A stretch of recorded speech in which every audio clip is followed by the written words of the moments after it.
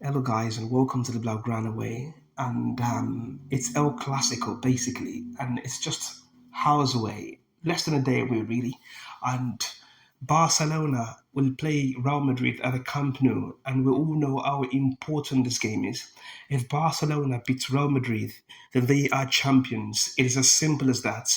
We have the chance, the opportunity to to win La Liga by beating Real Madrid tomorrow. And if I know Real Madrid well, and I believe we do know them well, they will not wish it to be that way. They will not want it to be that way. They're going to give their all to ensure that they spoil the party at the Camp Nou. Obviously, players like Vinicius Junior, they're going to be really up for it. And of course, we're going to expect. I believe we can expect a great, really fascinating encounter tomorrow at the Camp Nou. It's going to be feisty. It's going to be lots of drama, and everything that makes El Clasico really, really entertaining. I expect to see all of that tomorrow.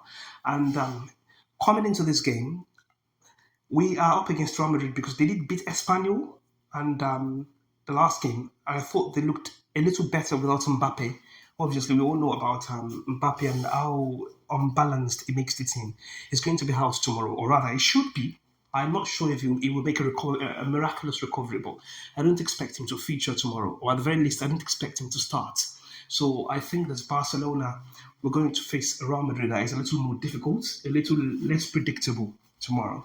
And of course, we must talk about Real Madrid because obviously we'll talk about football inside, about how good they truly are.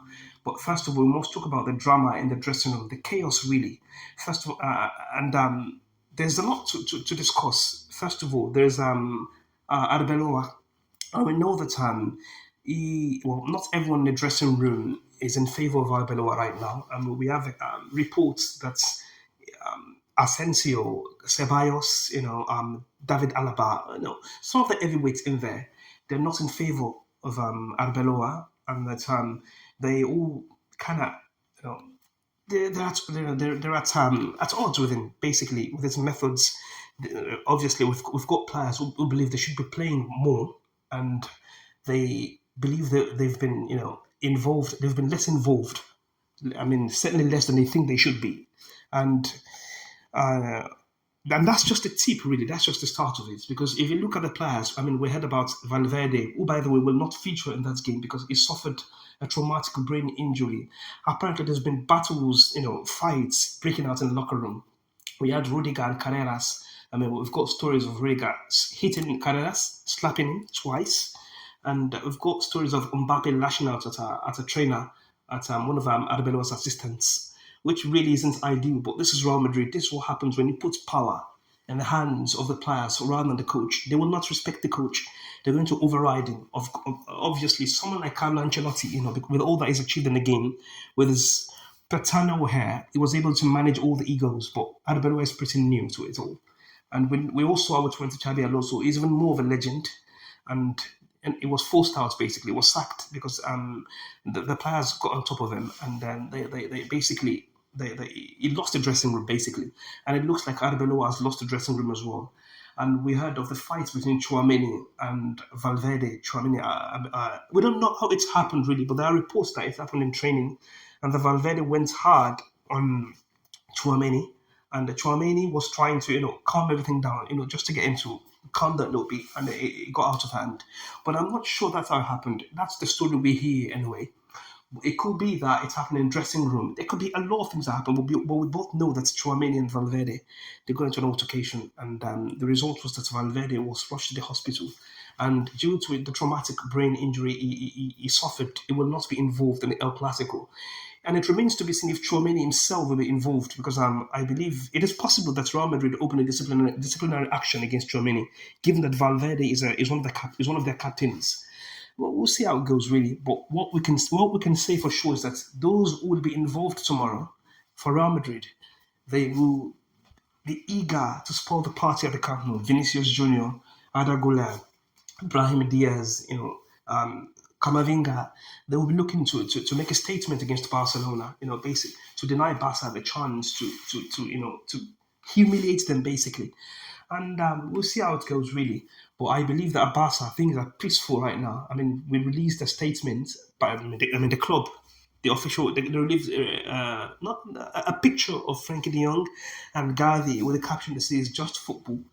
We all know what that was all about. But Barca tomorrow will need to be at their best because although Real Madrid are not having a great season, I mean they're going to end they look set to end the season trophyless. They look set to end the season trophyless, but Barca will have to be at the very best. We're going to be on it from the start. We're going to be aware. We're going to have to be aware of the danger that Real Madrid bring because even if they're going to be without a lot of the key players, they're still Real Madrid. They're still incredibly dangerous. And Kunde, the back line, they've got to be on it. The midfield, the forward line. But let's not forget, we'll be missing Lamine Yamal too. So that's our best player basically, and now we're missing him. But we're going to have to be aware, although we wish of our own. We're going to have to be aware of our own limitations, but we also need to understand that Rafinha will be back tomorrow, or rather, he's back and he will participate in the Clásico tomorrow. And well, he should. If all goes well, he will participate in the Clásico tomorrow, and that's a big boost for us, especially given that Lamine is away. Lamine is out for the rest of the season. So yeah, we'll be looking forward to the El Clásico and to what Hansi Flick can do against Real Madrid. We all know for sure that Hansi Flick has never lost a game. Hansi Flick has never lost a game to Real Madrid. But that was last season with Carlo Ancelotti there, with the team collapsing.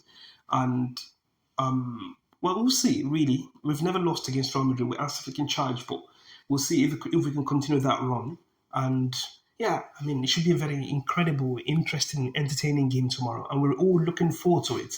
And we all hope that at the end of the 90 minutes, that Barca will be crowned champions, which can only mean one thing, obviously. Beating Real Madrid, basically. So if we had to go for the the scoreline predictions, I'd like to know what you all think. But I believe that Barca will beat Real Madrid 3-1 tomorrow. Maybe 4-1, basically. I don't know, 3-4-1. We all know how important Valverde is to them. Is a player that really gives them the energy in midfield. The box to box, the presence he gives them. I mean, he's not really a midfielder, really, in that he doesn't create, he doesn't do anything a midfielder does, but his presence, his energy is very vital to the way they play football. And without him, I believe they're going to struggle massively. He holds a big part of their identity. Well, and we'll have to see what we can do about it. But I believe that without Valverde, they're going to be much weaker. If Chouameni does not play, they're going to be weaker still. But at least although we're missing Lamine, we'll have Rafinha back, which can only be good for us. And we'll see at the end of the 90 minutes, we'll see if they're smiling or not. But I certainly expect Barca to get all 3 points. And yeah, so that's just it. Hopefully, we get all 3 points and we win La Liga tomorrow with games to spare. And that will be the end of the preview. I'll see you tomorrow for the review. So that's it, guys. Goodbye.